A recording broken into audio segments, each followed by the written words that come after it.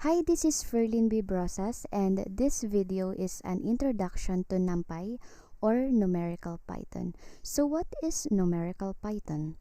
The NumPy module implements support for powerful multi-dimensional arrays. It is mostly used for scientific computing but can be useful in other scenarios. So sabi dito, ang NumPy ay ginagamit kadalasan sa mga scientific computing and sa paggawa ng mga multi-dimensional arrays. So, to better understand how to use numerical Python, we will be going to use the software Anaconda Navigator, and then we will launch the Jupyter Notebook.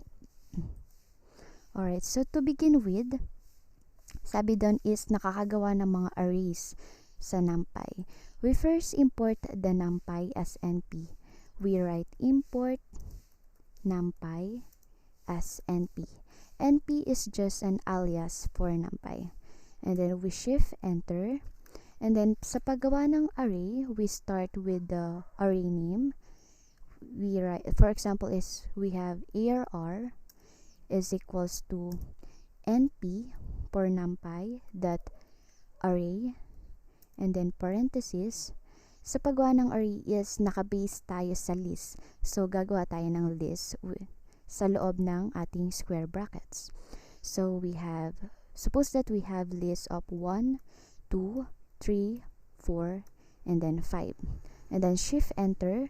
In order to show our array, we write the array name, which is ARR, and then shift enter. As we can see, yung nagawa nating list is lumabas sa ating array. And then next one, meron tayong tinatawag na indexing. So ano ba yung indexing? For example, sa example natin dito sa previews, yung number 1 dito is index 0, number 2 is index 1, number 3 is index 2, number 4 is index 3, and then number 5 is index 4, and so on.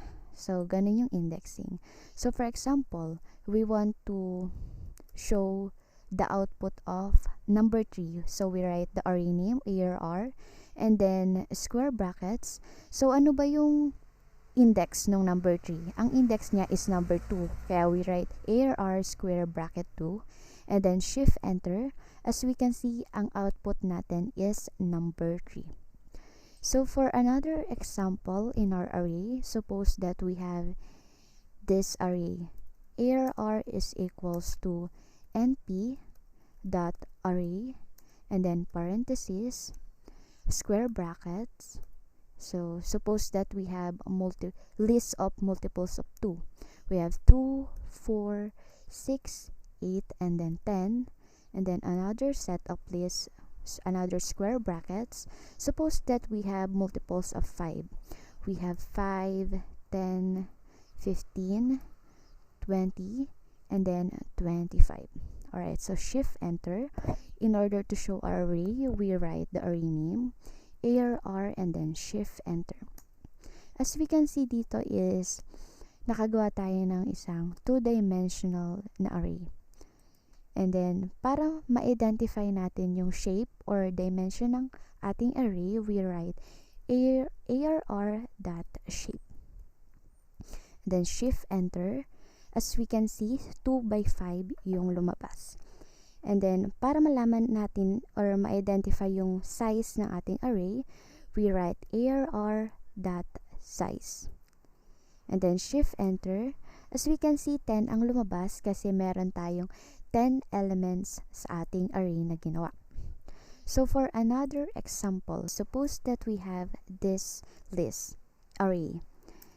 So, we write ARR is equals to NP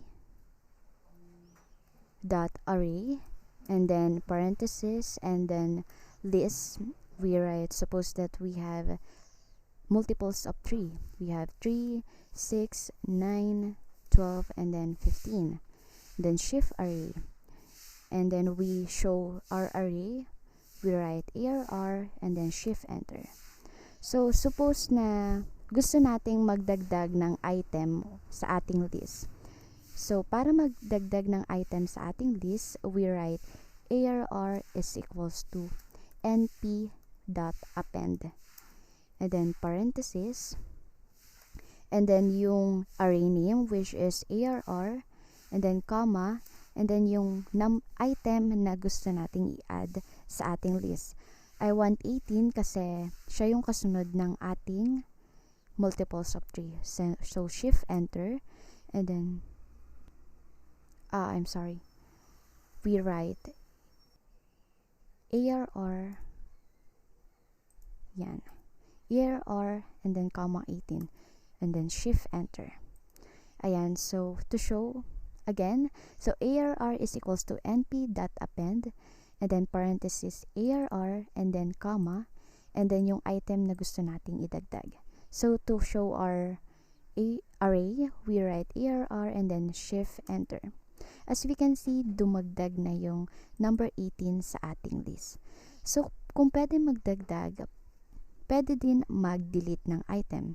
Suppose that we want to delete the number 9 in our list. So we write ARR is equals to np.delete, and then parenthesis ARR, and then yung dito naman is kung ano yung index number na gusto nating i-delete. So ang index number ng number 9 is number 2 kasi sa 3 ay 0, 1, 2, 3, 4, 5. So ang 9 ay, ang index number niya is number 2. And then we write number 2 and then shift enter, and then we again show our array, and then shift enter. As we can see, nawala yung number 9. So another example in doing array, we can write this one. Suppose that we have this ARR is equals to np.ones, and then dito ang lalabas is puro 1 lang yung item niya, and then we write the dimension na gusto natin. Suppose that gusto ko ng 2x3 dimension na puro 1 lahat, and then shift enter, and then we show our array, shift enter. As we can see, meron siyang 2x3 dimension na puro 1 lang yung nakalagay. Pwede din ang zeros, so we write ARR is equals to np.zeros, and then yung dimension na gusto natin, for example is I want to have the dimension of 3x3 dimension na puro 0 lang, and then shift enter, we write ARR, shift enter, and then we created a 3x3 na puro 0 lang. So paano naman pag ang gusto natin is i-identify natin, gusto natin is yung nasa loob ng list natin is a strings or list of strings or list of integers.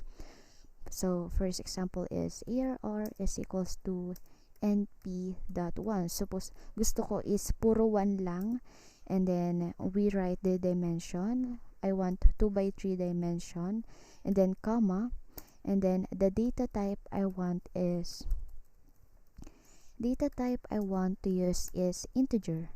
2x3 dimension na puro 1 lang siya, and then the type of data is integer, and then shift enter, we will going to show our array.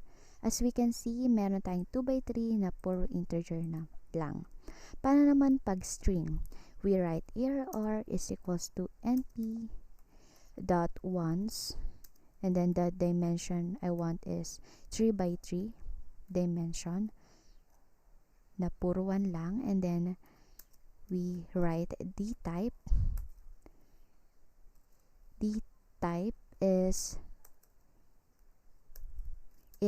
string or str, and then shift enter, we write ARR to show our array, then shift enter. As we can see, meron tayong 3x3 dimension na array na puro string lang yung 1 niya. May quotation mark siya. So that's all for this video. This is just an introduction to NumPy. Thank you so much.